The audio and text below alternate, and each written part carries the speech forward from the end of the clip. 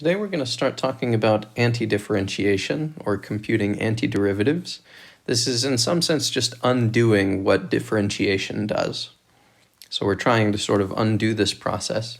There's some ambiguity whenever you undo a derivative, and I think it would be good for me to do sort of a small example here before we actually start the notes so that you can see what I mean. So let's think about this example. Let's find a function f of x whose derivative is 7. So here we start with its derivative. We know that f prime of x equals 7. And now we're trying to find the function f of x. Well, I can think of a function whose derivative is 7. So I have f of x is equal to 7x, for example. That would work, because if I take the derivative of 7x, then I'll just get 7, like we want. So this is a function whose derivative is 7. But unfortunately, there's more than one function with this property. So for example, f of x could equal 7x plus 5. If you take the derivative of that, you will also get 7. So there's really no way to determine a priori which one of these is going to be the actual function f without a little more information about f. So the way that we generally write this ambiguity is like this. If I wanted to take the antiderivative of 7, then I could say that the antiderivative of 7 is 7x plus c, where c is just supposed to represent any number. So in this first example, you can think of c as being 0. So 7x is the same thing as 7x plus 0. In this one, c would be 5. So c can be anything that we want. It turns out that this is the only ambiguity that results whenever you try to undo differentiation. So if I tell you that f prime of x is equal to 7, then f of x is definitely 7x plus some number. We don't necessarily know what that number will be, so normally whenever we take the antiderivative of something like 7, we would write the antiderivative as whatever antiderivative comes to mind first, plus c, because we can always alter that antiderivative by some constant without changing the derivative. So that's why whenever we take an antiderivative, we often write this plus c at the end. We could add a 0 or add a 5 or whatever without changing the derivative. So this is the generic antiderivative of 7. Now, what if I told you that this antiderivative had to also have the property that f of 0 equals 0? So what we just did is we found the generic antiderivative. We know that f of x has to equal 7x plus some number. And it doesn't matter which number we choose at the beginning. So c could be 8, it could be 0 like it was at first, it could be anything that we want it to. But if someone gives us the additional information that the antiderivative evaluated at 0 will spit out a 0, that's enough information for us to determine what this value of c is. Because if I plug in 0 as my x value, then this would be 7 times 0 plus c. But we're told that this equals 0. And from this equation, notice that there's just a single variable in this equation, and it's c. So now I can solve for c. This just says that 0 plus c is equal to 0, and that means that c equals 0. So if we know the value of c, then we can uniquely determine the function f. We know that the antiderivative in this case would have to just be 7x, because c was found to be 0. So in some cases, we can uniquely specify the antiderivative, so we can undo the process of differentiation, but we would have to have a little bit of extra information, like some initial condition, like this, that tells us what the value of f is at a specific number. So just to make up another example before we get into some of the rules that you'll see with antiderivatives, let's think about taking a derivative of x squared. So remember, our notation for taking a derivative is something like this. So I could write the derivative of x squared is equal to, and we know that this would be 2x. And therefore, if we wanted to take an antiderivative of 2x, that antiderivative should be x squared plus an arbitrary constant. So x squared plus 5 would be a perfectly fine antiderivative, but x squared itself is also just fine. We have a notation for this, so notice that our notation up here was to write d over dx of whatever expression we wanted to take a derivative of. We also have a notation for saying take the antiderivative of an expression. The way that we're going to write that is like this. We'll write the integral of 2x with respect to x. Now this is a little bit strange because this is sort of a two-part notation. So anytime you want to compute an antiderivative, you'll see both of these things. The first thing is just telling you to take an antiderivative. That's what's called the integral sign. And then the second thing, this last part, the dx, is called the differential. It's just telling you which variable you're taking the antiderivative with respect to.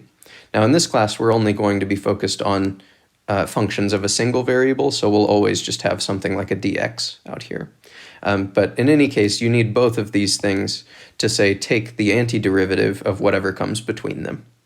So the antiderivative of 2x would be x squared plus some constant. So if you'd like, we can write it this way. Is equal to x squared plus c. Because the antiderivative could be modified by a constant while still having the correct derivative 2x. So this is sort of the behavior here, but let me point out that if you wanted to get from 2x to x squared, we could apply the sort of opposite of the rule that we used to compute the derivative. So notice that to compute the derivative, remember what we did was we brought the power down, so this square became a factor of 2 out front, and we diminished the power by 1. So in order to go back, what we need to do is increase the power by 1. So I'll take my 2x, and I will increase the power by 1.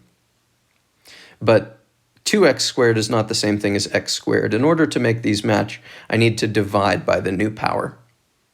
And then I would have the actual antiderivative here.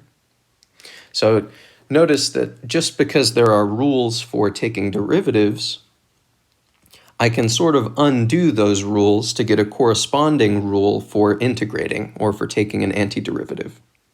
So that's what motivates the set of rules that we're about to see whenever we start these notes.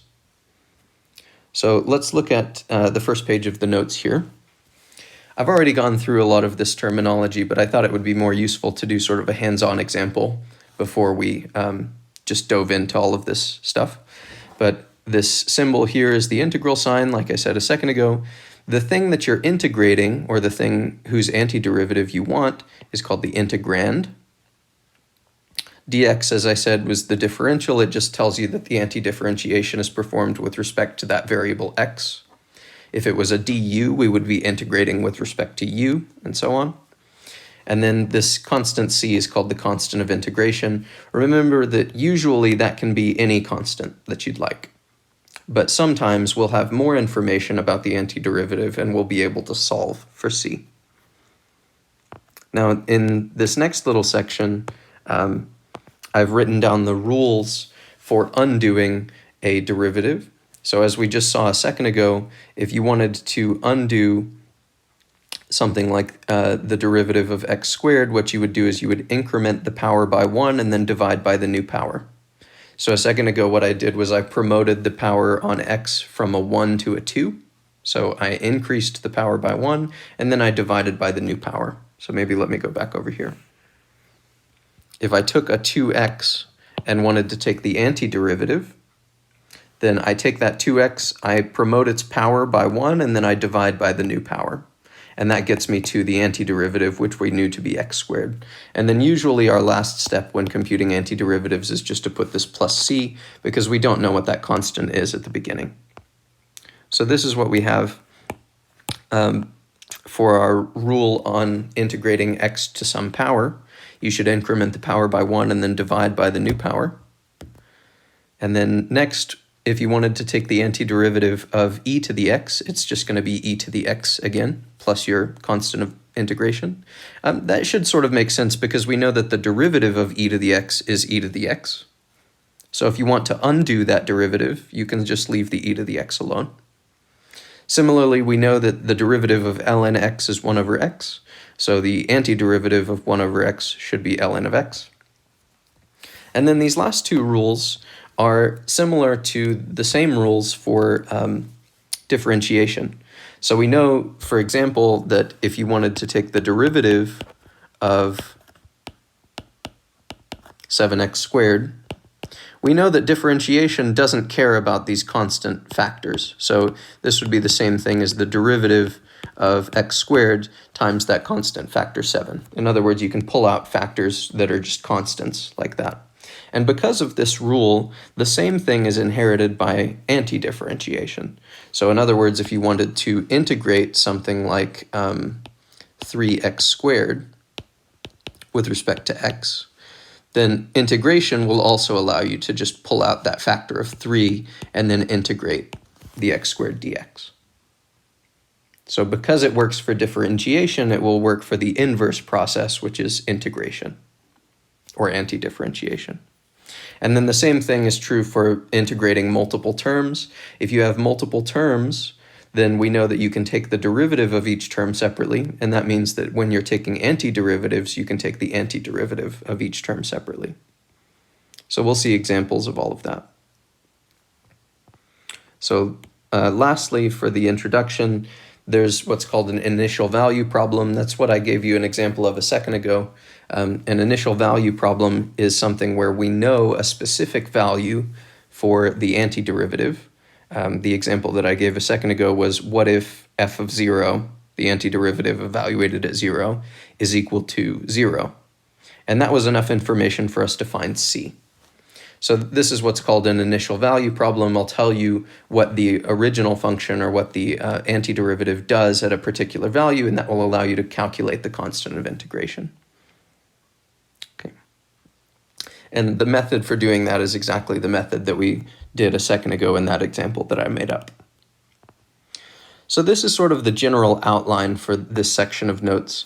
What I'll do in the next video is I'll get started on these examples, but I think it might be a good idea as we go through these next few videos to just keep this page in front of you, because these are all of the rules that we're going to need in the entire section that we're talking about right now. So this introduction to anti-differentiation section is basically just going to be applying all of these rules, and these rules result from just undoing whatever rule we had in the corresponding differentiation process.